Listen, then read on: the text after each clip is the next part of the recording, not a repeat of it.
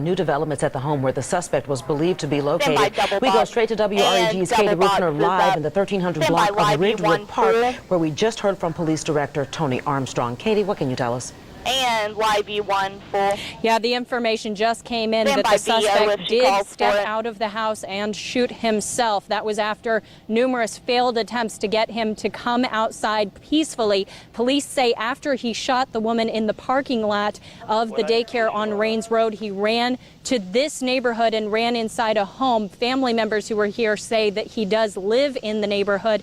They said that they were on the phone with him trying to get him to come out. We're going to show you video of what the scene looked like. Just a little while ago, there were armored vehicles out here, TAC units, all preparing for the worst. Now, the suspect's family does tell me that he was calm at first and they were hoping for a peaceful resolution to this. Director Tony Armstrong says there is a history of domestic violence with the couple and that the two have two small children who are left behind and are the real victims in this situation. A heartbreaking situation out here. Reporting live, Katie Ruffner, WREG News Channel 3. And 2. All right, thank you, Katie. It's so tragic. This all began a little after 8 o'clock this morning at the University of Little Scholars Daycare. It's one of the worst places it could have happened. That's where the victim in this case was shot in the head just as the day was starting off. WRG's Siobhan Riley continues our Team 3 coverage with the latest from the scene. Siobhan. And YB2 full. Keyword.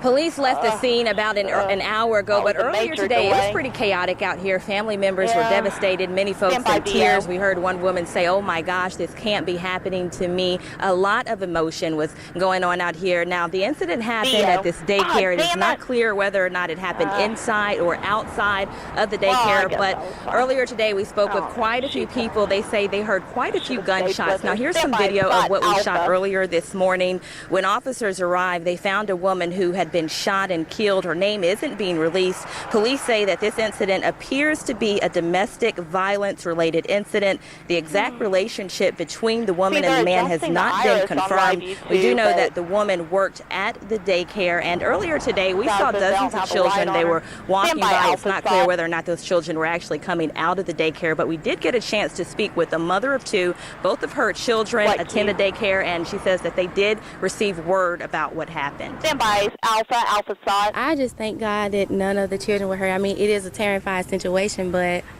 Stand by, remote. I don't know how to feel. I mean, it could have happened to anyone, but I thank God my kids are okay. And remote. Now, we will continue to keep you updated on this story, and we will bring you much more information as soon as it becomes available. Reporting live in Whitehaven, Siobhan Riley, WREG News Channel 3. All right, thank you, Siobhan. We have a breaking news update out of Nashville, where authorities are searching for escapees from a youth detention center. In all, 32 teens got away from the Woodland Hills Development Center late Monday night last night. Authorities say as of this morning, 23 of them had either turned themselves in or were caught on nearby roads. Officers are combing that area on foot with K-9s and from the air with a helicopter. The escape reportedly happened after some sort of disturbance. Authorities say the group left their dorms after an employee shift change and slipped underneath the fence. It's still not known if this was a planned or spontaneous escape. Roll busy. Cloudy skies, scattered showers, and some slightly cooler temperatures as we get our afternoon started. Right now, WeatherNet 3 sites across the area holding the low to mid-80s south and southwesterly winds. Beautiful view, little time-lapse action from the Memphis airport from earlier this morning. Notice we still have the cloud deck continuing with a few peaks of sunshine. Nice little sunrise shot from the Champion Windows Tower cam, but again, the clouds kind of win out. And then from downtown, the Cotton Exchange camera bringing us a few more peaks of sunshine across the area. 83 here in the News Channel 3 backyard, also at the Windike Country Club, and 81 currently at Osceola High School. We are seeing these showers firing up in advance of a weak frontal boundary. We're right now catching that outflow boundary, trying to trigger more showers, mainly across southern Arkansas and central portions of Mississippi. Just about everyone has a chance of picking up some of these stray showers, and again, the clouds will certainly help keep the temperatures in check throughout by the 4 afternoon as pods well. and camera A much 3 closer look at your graphic 4. forecast, including another Stand by stronger 3 cold front graphic. showing up within the next 7 days. We'll talk about it in just a few minutes. And Marco, the Cam Arkansas 3. voters will soon learn if the initiative to Stand by raise the VO. state's minimum wage will make the November ballot. VO. State officials are now in the process of counting and verifying tens of thousands of Stand by signatures gathered in track support of the 8 wage to hike. Alpha If enough signatures VO. have been gathered, voters will get to decide on raising the minimum wage in the natural state to $8.50. That hike would happen over a 3-year period. And President Obama renewed his call for an VO increased Alpha. federal minimum wage on Labor Day. He Stand by called on Scott Congress to act during an Baker. appearance in Milwaukee. Roll Sot Baker. I want an economy where your hard work Stand by pays off continue, VO. with higher wages and higher incomes and fair pay for women and workplace flexibility for parents and affordable health insurance and decent retirement benefits. VO. The federal by minimum Adam wage is Campbell currently Warren. $7.25 an hour, but President Obama has called for an increase to $10.10. Fast food workers across the country are expected to go on strike Thursday, one. demanding $15 an hour. Adam Cameron. Foreign policy is topping Stand the by agenda as President Obama package heads to Alpha, Europe to meet with package foreign Alpha. allies. He's expected to look for help with 2 growing international problems, and that's the growing threat of ISIS militants in the Middle East and Russia's threat in Ukraine. Craig Boswell reports from the White House. Roll package Alpha. President Obama is heading to Estonia with a message for Russia. Don't even think about threatening the Baltic country. Estonia is a NATO member and pushing for a permanent NATO base to protect it from Russia. The Baltic nations are on edge with Russian troops now fighting with rebels in eastern Ukraine. It is totally unacceptable that there are Russian soldiers on Ukrainian soil. Tuesday, Russian President Vladimir Putin was quoted as saying he could take Ukraine's capital of Kiev in 2 weeks if he wanted to.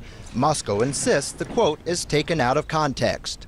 President Obama will talk about Ukraine with NATO allies at a summit in Wales later this week. He'll also be looking to partners for help with airstrikes against ISIS targets in Iraq and possibly Syria. This isn't a very heavy lift for the president because the Europeans, by and large, already see ISIS as a significant threat. Amnesty International released a report Tuesday saying the Sunni militant group known as ISIS has carried out a mass campaign of killings, abductions, and ethnic cleansing. They have systematically targeted all ethnic and religious minorities. The UN says more than 1,400 people were killed in Iraq in the month of August.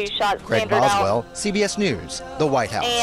Coming up next, an update to breaking news we've been following for you all morning long. The latest on this morning's shooting at a Memphis daycare center is after the break. Plus, football season is here, but we're having fun at those tailgate parties could make you sick. Uh-oh, and hacking the iCloud, how celebrities may have fallen victim to some crafty hackers. In 3, 2, 1, roll Baker. Tomorrow on Daybreak, the heat is back on, and I'll show you the best chance for rain this week. Plus, breastfeeding can be good for mothers as well as their babies. We'll tell you about the common problem in mothers that nursing can help prevent. It's all tomorrow on Daybreak. Stand by break. Fade break.